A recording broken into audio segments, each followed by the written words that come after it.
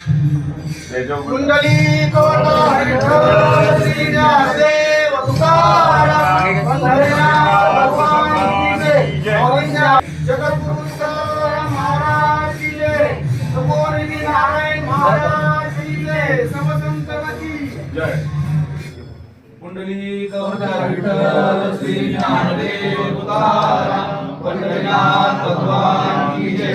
माऊली ज्ञानेश्वर महाराज की जय। जगद्गुरु तुकाराम महाराज की जय। नारायण महाराज की जय। एक मिनिट सर, मुख्य महाराज लोक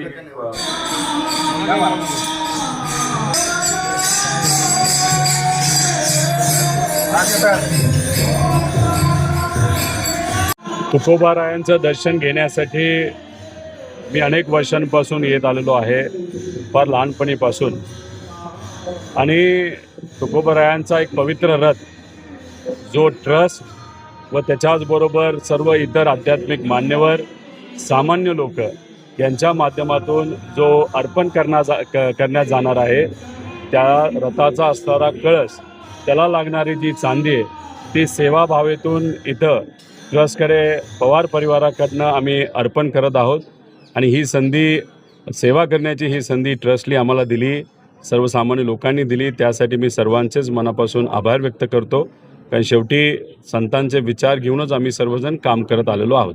आमदार आणि खासदार फोडण्याचा प्रयत्न सर्व पक्षांमध्ये भाजप आणि मित्रपक्षांकडनं होत आहे, पण शेवटी प्रयत्न कितीही झाला, फुटणं हे महत्त्वाचं आहे. त्यामुळे आमचे आमदार आणि खासदार फुटणार नाहीत असा आम्हाला विश्वास आहे. हे सगळं कशासाठी चाललं आहे तर डिलिमिटेशन कायदा जो मधल्या काळामध्ये काही महिन्यांपूर्वी महिला आरक्षणाच्या नावाखाली जो घुसवला जात होता आणि तो सर्व खासदारांनी हाणून पाडला, तो परत एकदा आणून केविलवाना प्रयत्न आहे भाजपचा. 29 लाख कसंही झालं मतदारसंघ फोडून आपलं निवडून यायचं आहे.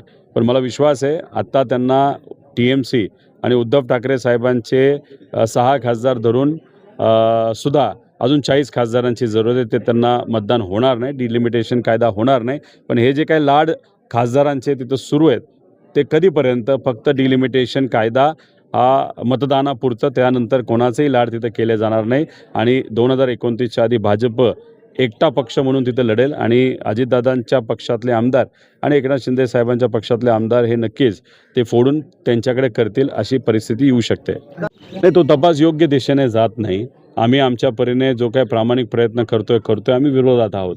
यंत्रणा आमच्याकडे नाहीत, पण आमचे काही चांगले माजी अधिकारी असतील, पत्रकार असतील, आमचे काही सोर्सेस असतील, त्यांच्याकडनं जी काही माहिती आमच्याकडे आलेली आहे त्या माहितीतली 50% माहिती आम्ही पुढे आणलेली आहे. आमची अपेक्षा एवढीच आहे की जी काय माहिती दिली त्याचा योग्य असा तपास व्हावा आणि तो होईल. आणि जर नाही झाला आणि जर रिपोर्ट आला तर मग राहिलेल्या माहितीवर आम्ही रिपोर्टची तुलना करू आणि त्याच्यामध्ये जर काही त्रुटी राहिल्या तर आम्ही या सरकारला तिथं सोडणार नाही. काय झालं, खरं तर काल भेटायचं होतं, पण काल युवांशी काही त्यांचे प्रश्न होते ते समजून घेऊन मी मुंबईकडे जातच असताना काही एक महत्त्वाचं काम आलं आणि व्यक्तिगत असल्यामुळे ते मला थांबवता आलं नाही. आणि मग संध्याकाळच्या वेळेस महाजन साहेबांचा फोन आला आणि त्यांनी सांगितलं की मग उद्या म्हणजे आज आपण भेटूया, कारण का तुम्ही जो मुद्दा घेतलेला आहे कर्जमाफीचा आणि त्याच्यामध्ये असणाऱ्या अटीचा तो थोडासा महत्त्वाचा आहे. आज आपण मुख्यमंत्री साहेबांना तिथं भेटू. योगायोग बघा, पवित्र भूमी देहूमध्ये आत्ता मी आलेलो आहे.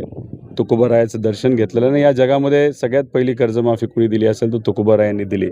आणि तुकोबारायाचं दर्शन घेऊन आत्ता मुंबईकडे मी जात आहे. मुख्यमंत्री साहेबांबरोबर मी चर्चा करेल आणि इतरही सर्व नेत्यांबरोबर चर्चा करून ज्या अटी टाकल्यात आणि त्या अटींमुळे 70% शेतकऱ्यांवर जो अन्याय होणार आहे तो कुठंतरी होऊ नये अशी आमच्या सगळ्यांची भूमिका आहे.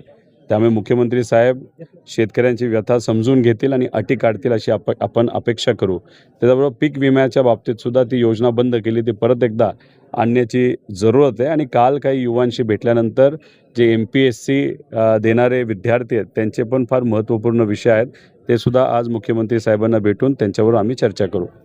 नाही, एकतर आश्चर्य वाटलं, सचिन भाऊ हे आदित्य भाऊंच्या फार जवळ होते आणि असा निर्णय त्यांनी काल घेतला. आता मग हे सगळं बघितल्यानंतर पूर्वी ते आमच्या पक्षामध्ये होते, मग उद्धव ठाकरे साहेबांबरोबर त्यांनी काम केलं आणि आता एकनाथ शिंदे साहेबांकडे ते गेलेत. मग अशा पद्धतीने नेत्यांनी कपडे बदलावे, असे विचार जर बदलायला लागले, पार्टी बदलायला लागली तर मग लोकांचा नेत्यांवर विश्वास राहणार नाही. आणि नेत्यांवरचा आणि राजकारणावरचा लोकांचा विश्वास उडला तर लोकशाहीवर विश्वास राहणार नाही. त्यामुळे हे कुठंतरी महाराष्ट्रासाठी चुकीचं आहे. त्यामुळे सगळ्या नेत्यांनी त्या बाबतीची दक्षता घेतली पाहिजे. आणि याच्यात एवढंच होणार, या नेत्यांकडे, सगळ्याच नेत्यांकडे बघत असताना लोक एका वेगळ्या दृष्टिकोनातून तिथं बघतील की हे बहुतांश जे नेते आहेत ते स्वार्थी आहेत, जे आपल्यासाठी लढतात. नाही तर काही नवीन नेते येत्या काळामध्ये तयार होतील. त्यामुळे येत्या काळामध्ये खासदार आणि आमदार बहुतांश हे नवीन चेहरे असू शकतील असं आम्हाला वाटतं. कसं आहे की कुठं ना कुठं तरी केंद्र सरकारमधले प्रमुख भाजपचे नेते आणि राज्यातले प्रमुख भाजपचे नेते यांच्यामध्ये सगळंच काही चांगलं आहे असं नाही. एक कुठंतरी वेगळ्या पद्धतीची स्पर्धा नाही तर ताकद तिथं एकमेकांवर तिथं दाखवली जाते असं म्हणतात. आता एकनाथ शिंदे साहेबांना वरदास्त कुठून तरी दिल्लीकडनं आहे असा अंदाज येतो. आणि मग इथं महाराष्ट्रामध्ये एकनाथ शिंदे साहेबांची ताकद महाराष्ट्रातले भाजप प्रमुख नेता तिथं करताना आपण बघितलं. साताऱ्यात तर तुम्ही बघितलं की नेत्या म्हणजे मंत्र्यांनासुद्धा पोलीस डिपार्टमेंटली तिथं धक्काबुक्की केलेली आहे. मग कुठं ना कुठंतरी तो एक संघर्ष आहे. आणि मग तो संघर्ष असताना जर यश आत्ता खासदारांच्या बाबतीत एकनाथ शिंदे साहेबांना येत असेल तर मग वरून खूप मोठी ताकद एकनाथ शिंदे साहेबांच्या पाठीमागे आहे. पण महाराष्ट्रातले सुद्धा भाजपचे नेते काही कमीत असं नाही. तर एक वेगळा संघर्ष आपल्या सगळ्यांना बघायला मिळेल. आणि तो संघर्ष हळूहळू वाढत जात असताना 29ला तो या लेवलला येईल की एकनाथ शिंदे साहेबांचा पक्ष वेगळा लढेल, अजितदादांचा पक्ष वेगळा लढेल आणि भाजप तिथं वेगळा लढेल. आणि या दोन्ही मित्रपक्षातले आमदार फोडून भाजपमध्ये ते उभे राहतील. पण हे सगळं कितीही काही केलं तरी येत्या काळामध्ये आपण बघाल नवीन चेहरे जे आमच्याकडनं महाविकास आघाडीकडनं नाहीतर जे लढणारे नेते त्यांच्याकडे दिले जातील त्यांना लोक स्वीकारतील.